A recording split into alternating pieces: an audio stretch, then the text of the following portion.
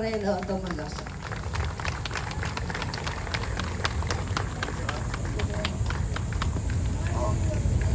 Pwede na si Jess.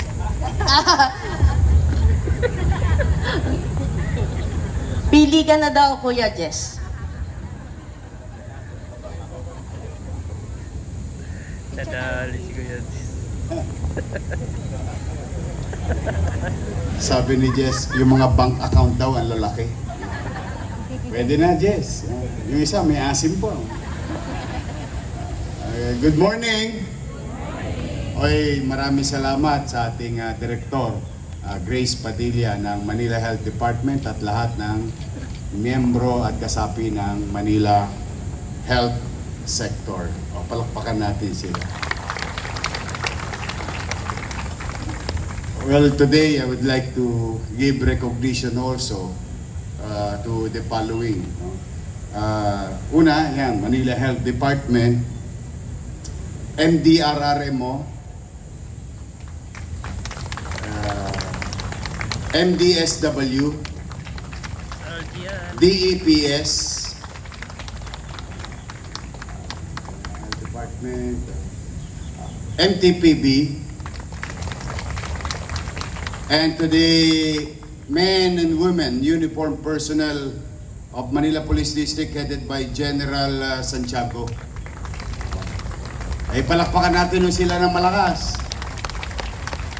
Doon man lamang mapawi yung puyat nila sapagkat dakong alas 9 ng gabi ay urgently na tinawagan ko sila lahat, yung mga nabanggit na ahensya at 10 ng kanilang mga kawani na kung ano yung ginagawa natin sa ibang maaayos na rallyista sa Maynila, katulad ng naganap sa Liwasang Bonifacio, ay ibigay din natin sa mga kapatid natin sa Iglesia ni Cristo dito sa Liwasang.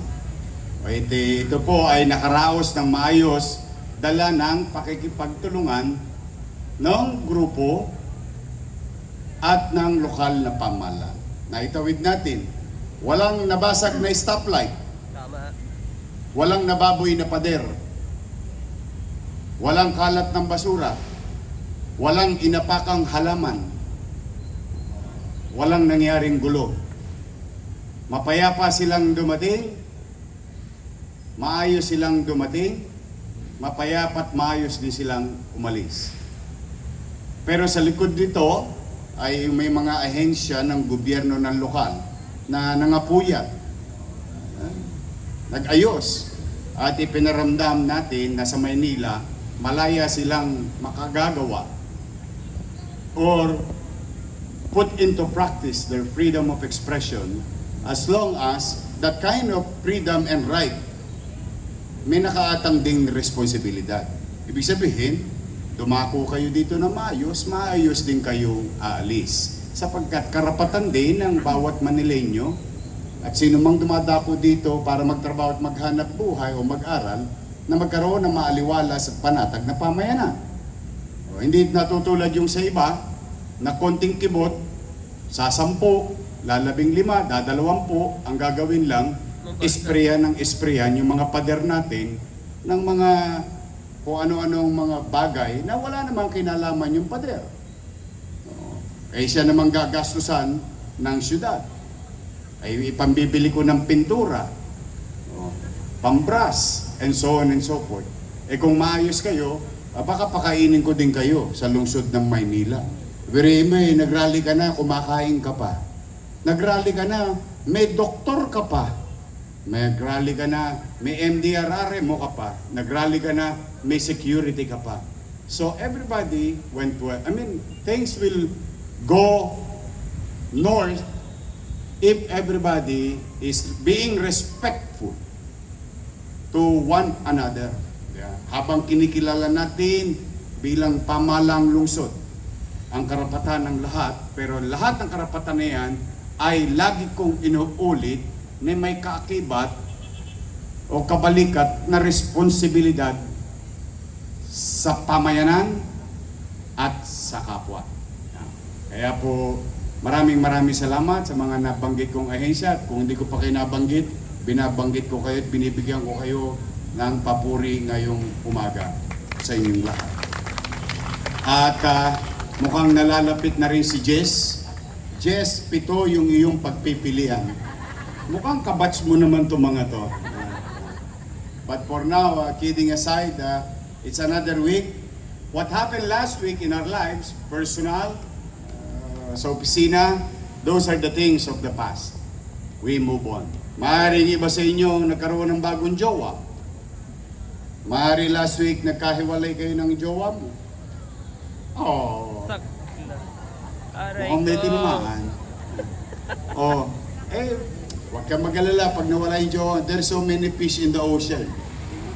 Maaring tumukod kayo sa gastusin, maaring nakaluwag kayo sa gastusin, maaring nakaramdam kayo ng pag-angat, kagaangan, hirap. But those are the things of the past. What happened last week is the things of the past. What matters today is that today is a new day. Another Monday, another week to be of service to the people. At paulit-ulit itong maririnig sa akin. Many are called, but few are chosen. We were given a chance by God, by some, to be of service to others. And let's utilize that. Let's excel from our field of undertakings. Every single moment, especially kapag kaharap natin yung ating mga mamamayan o mga taong pinaglilingkuran. Na kaya po, ang hiling ko naman ay sana lagi kayong malusog. At sana, yung natagpuan ninyong partner sa buhay ay matagpuan din ni Jess. Masyado kang mapili. No? Joke lang. Sana matagpuan nyo rin ang tagumpay. Sana matagpuan nyo rin ang kagaangan sa buhay. But for now, let's just do and be of service to the people. And I wish this week, and the coming weeks and days, moving forward, lahat kayo'y maging manatiling malusog. At pumanatag kayo, ang pamahalang lungsod ng Maynila ay patuloy na pupuhunanan kayo, ang kaanak nyo, kapitbahay nyo, kakilala ninyo, pagpatungkol sa usaping pangkalusugan sapagkat ito po ay isa sa mga polisiya programa under MBN, Minimum Basic Needs, Housing, Education, Healthcare, and Jobs. That's where whatever money, resources, limited, the big chunk of that limitation or limited resources will be dedicated into this MBN. And that will address the health sector, the health of our citizen. Kaya po, totoo po yung nabanggit ni Director Padilla. A few months ago, nakakita tayo ng pinakamagandang health center sa buong mundo. The only health center na may falls sa loob ng building para pong resort. But we fixed that and we continue to fix others. And we continue to rebuild others and to continue to reclaim others. Yung mga sinarang health center, we will reclaim them.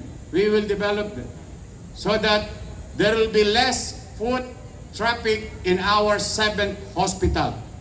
Mas magaang, mas maliwala sa ating mga ospital.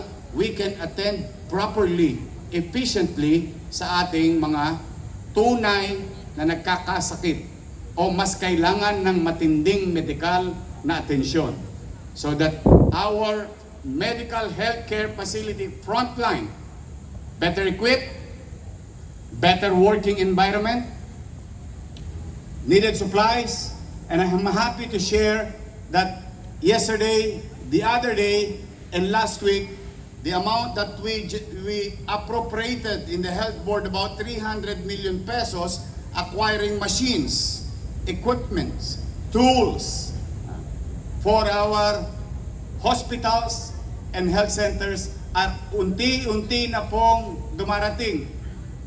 Ang ganda ho, nung nakita ko nga, pag nabuntis mo yung isa doon, kung pwede pa, hindi ko lang alam, hindi ako sure. Anong tawag doon? Yung ultrasound, cardio monitor, x-ray, and so, even dental chair, makabagong dental chair.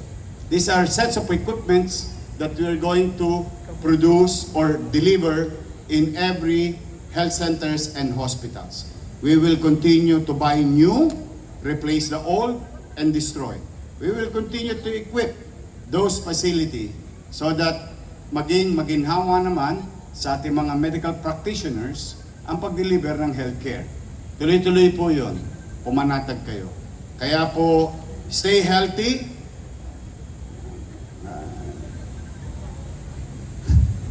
Yung lulis na lang, hindi talaga kita matigilan. Stay healthy, stay focused, and excel from your field of undertaking. Mag-iingat kayo sapagkat I cannot do it alone.